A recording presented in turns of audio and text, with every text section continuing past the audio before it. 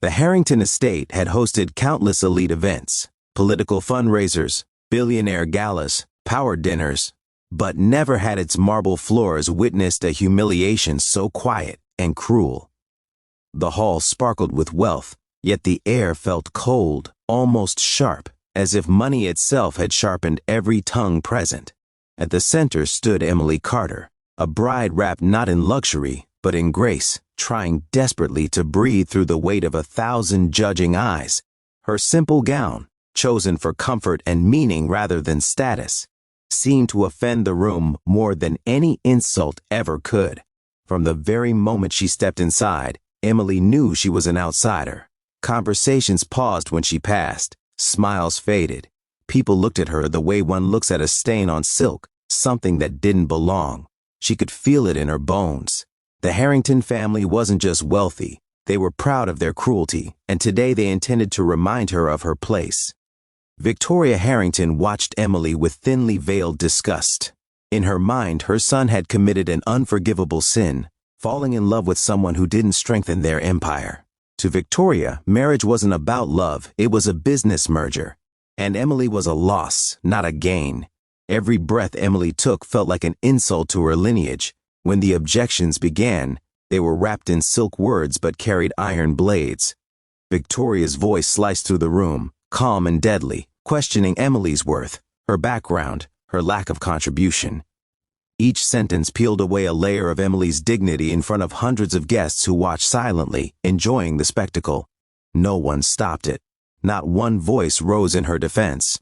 Emily tried to speak, but her voice shook, not from weakness, but from heartbreak. She had loved Daniel with a purity that never calculated money or status. She had believed love could be enough. Standing there, exposed and mocked, she realized how naive that belief had been. What hurt most was not Victoria's cruelty, it was Daniel's silence. He stood beside her, rich, powerful, loved by everyone in that room, and still he said nothing. In that moment, Emily felt more alone than she ever had in her life. When the screen behind them lit up, showing her past like evidence in a courtroom, something inside Emily cracked. Her childhood home, her long work shifts, her quiet life, things she had once been proud of were now presented as proof of her unworthiness. Laughter echoed softly, cruelly. Every whisper cut deeper than the last. Emily lowered her eyes, not because she was ashamed, but because she refused to let them see her cry.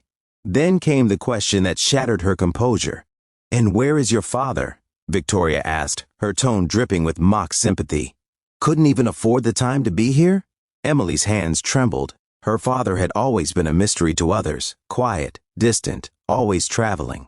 He had protected her fiercely, but from the shadows. She had begged him not to come today, afraid his presence might cause trouble. Now, standing broken at the altar, she wished more than anything that he was there. Outside, a black limousine rolled through the gates with silent authority. Security froze. Phones were raised, whispers turned to panic. The doors opened slowly, and a man stepped out who didn't need an introduction to command respect. His posture was calm, his eyes steady, but his presence alone felt like a storm approaching. When the ballroom doors opened, every conversation died instantly. The man walked in with measured steps, eyes fixed on Emily. She looked up, disbelief washing over her face as tears finally escaped. "Dad," she whispered. Richard Carter stood beside his daughter and placed his hand over hers. That single gesture carried more protection than all the wealth in the room combined. The man then turned to face the crowd, his calm expression more terrifying than anger. "I raised my daughter to be humble," he said quietly. "Not invisible." The realization hit the room like an earthquake. Faces drained of color. Whispers turned into gasps. The name Richard Carter carried weight far beyond the Harringtons. He wasn't just wealthy, he was untouchable. A man who controlled industries, governments, and futures. And yet, he had chosen to raise his daughter away from all of it. Victoria staggered back, humiliated now, her power dissolving before her eyes.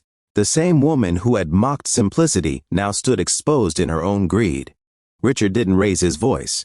He didn't need to. Every word landed with precision. "You humiliated my daughter for her modest life," he said. "That life was a gift, a choice, one I made." He turned to Daniel then, his gaze sharp and unyielding. "And you," he said slowly, "watched it happen." Daniel tried to explain, tried to apologize. But it was too late. Emily gently removed her hand from his. The silence spoke louder than screams ever could. "I loved you," Emily said softly, tears falling freely now. "But love without respect is just another kind of cruelty." She turned and walked away with her father, leaving behind a room full of people who had just learned the true cost of arrogance. The Harrington name would survive, but its pride never would. Outside, as the limousine doors closed, Emily rested her head on her father's shoulder. For the first time that day, she felt safe. Not because of money, not because of power, but because she finally understood her worth, and no one would ever be allowed to question it again.